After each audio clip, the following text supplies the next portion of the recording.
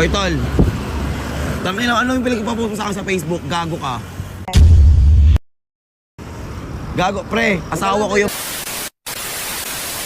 ito yun eh. Ito yung tangina ng asawa ko eh, gago to eh. Hoy tol, tangina, ano yung pinag-ipapost mo sa akin sa Facebook? Gago ka. Tangina ka. Gago, pre, asawa ko yung pre. Hindi. Asawa ko yun. Tapos gaganunin mo, babasusin mo. Bakit hindi mo kailangan, ako muna, hindi mo kailangan makisali sa namin. Hindi mo kailangan mag-advise sa kanya, men. Kasi asawa ko yun. Ako dapat yung magko-confront sa kanya, ako dapat yung mag-aano sa kanya, magke-care. Kasi asawa ko yung partner. Siyempre linawin ko lang wala akong binabastos dito Kahit itanong mo pa siya, binastos ko siya. Binastos ko.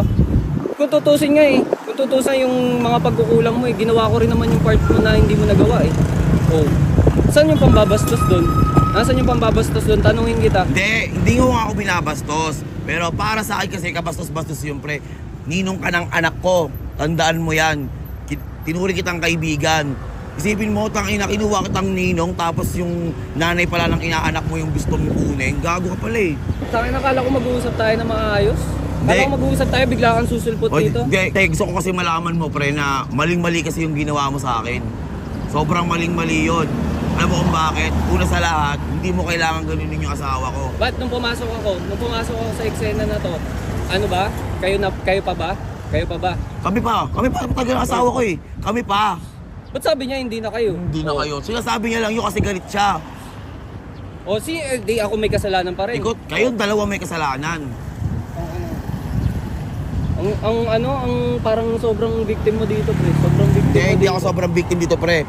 Ang sinasabi ko kasi dito, pre, yung asawa ko, layuan mo, yun lang yung gusto ko mangyari. Hindi mo siya kailangan, hindi kanya kailangan. Ang daming babae sa mundo, pre, wag lang yung asawa ko. May anak kami, pre, wag kang manira ng pamilya. May magulang at ano ka. Bakit? Sinisira ko ba? Bakit? Ako lang ba gumusto nito? Yun nga eh, dapat nga, ikaw dapat yung mag-aayos yun eh. Kasi ninong ka ng anak namin, dapat ikaw at mamamagitan, hindi eh. Pag-usapan natin to pre na maayos, hindi yung ganito. Gusto ko palang maayos to Ano, tara dito.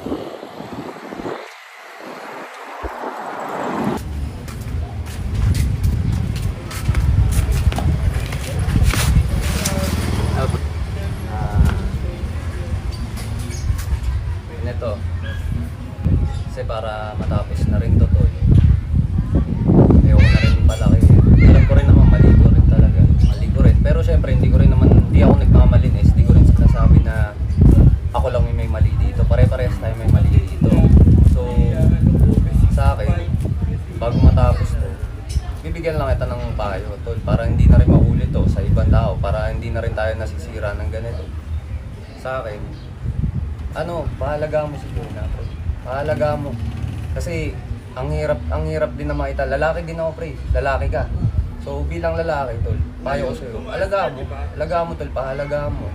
Baga, kahit hindi na to bigan, kumbaga payong kapatid na rin kasi para magkapatid na tayo. Pahalaga mo, yun lang yung gusto niya. Yun lang yung gusto niya. Sa akin, siguro kaya naging ganun kami. Nakita niya siguro sa akin. So, parang ang gagawin ko lang, ginawa ko lang din yung part ko. Naman na umabot sa punto na magkagustuhan kami. Hindi ko rin sinasadya, tol, kaya humingi rin ako ng pasensya sa'yo. Humingi ako ng pasensya sa'yo sa lahat-lahat. Sa pamilya mo, sa mga kapatid mo, sa pamilya ni Jenna. Humingi rin ako ng pasensya kasi tao lang din ako. Mahirap din yung pigilan mo yung nararamdaman na pagmamahal. Yun lang. Sana maayos na to. Yun lang tol. Ikaw, kung may sama ka pa rin ng loob, ganun kabilis mawala yun. Kung may sabihin ka sa akin tol, sabihin mo na rin din. Ayoko lang din kasi maabot pa tayo sa social media, minamay day mo pa ako. Na parang, anong labang ko dun, di ba? Ako hindi naman ako kilala, tapos ikaw kilala ka din. Minamay day mo ako. Ano na lang tingin sa akin na ibang tao, di ba? Sana alam din nila yung nangyayaring ganun, di ba? Yan, ikaw. Hindi sa akin, okay sa akin, pinatawad ko na kayo, matagal yung pinatawad ko dyan sa ginawa niyo sa akin. Pero, ayun nga, lang din sabihin na naghihingi din ako ng pasensya din sa'yo kasi dumating pa kami sa point na nag-aaway kami, nadamay ka pa namin sa problema namin na imbis problema namin mag-asawa yun. Tapos nakadamay pa kami ng ibang tao.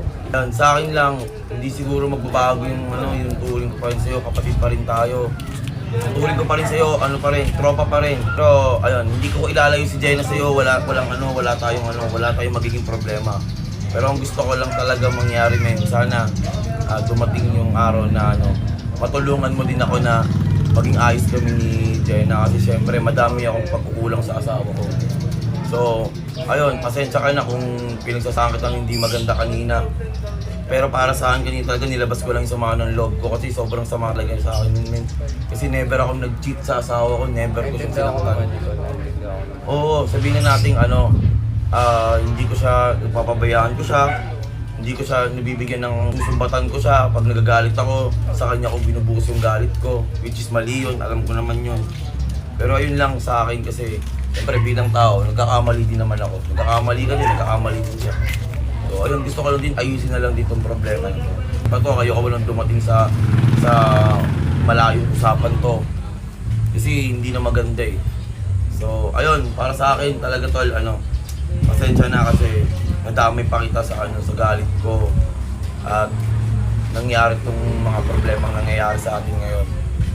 And ayun, sana matulungan mo din ako na maging ayos din. Yun lang siguro eh. Thank you. Yun sa akin, mapapangako ko naman sa'yo, matutulungan kita kay Jenna. Matutulungan kita pero yung hanggang kaya ko lang. Kasi, siyempre, dumating na tayo sa puntong ganito, hindi ko rin alam kung saan pa pwede, baka lumala pa kung sakali. Eh, ayoko naman ng ganun na. So, tutulungan lang kita sa hanggat makakaya ko lang. Yun lang yung mangyayari dito. Pero kung siguro kung yung papakialaman ko pa yung ibang bagay na siguro hindi na to. Kasi, siyempre, kahit sabihin mong okay sa'yo to, nandun pa rin yung trust issue mo. Pwede. Hindi mawawa kayo, diba? Yun yung sa akin. Maraming salamat. Siguro ngayon, pupunta na kailangan ko din talawin yung sorry sa Oo, tol. Kulang din kasi kayo sa usap tol eh. Yun din yung napapansin ko talaga eh. Kasi nung time na magkausap kami, nagugulat ako. Ang dami niya na-open sa akin. Tapos, ikaw hindi mo pala alam na may ganun. So, ano na lang yun, anong silbi ng pagiging mag-asawa niyo, di ba? Doon din ako napaisip ng time na yun. Anong silbi ng pagiging mag-asawa niyo? Tapos, sa akin lang pupunta lahat ng mga katanungan niya. Tapos yun, ako lang din sasagot. Mali ko din kasi yun tol eh. Masyado akong parang naging kampante sa sarili ko na mangialam na lang ako dito sa ganitong bagay. Hindi rin naman tama pala yung gano'n.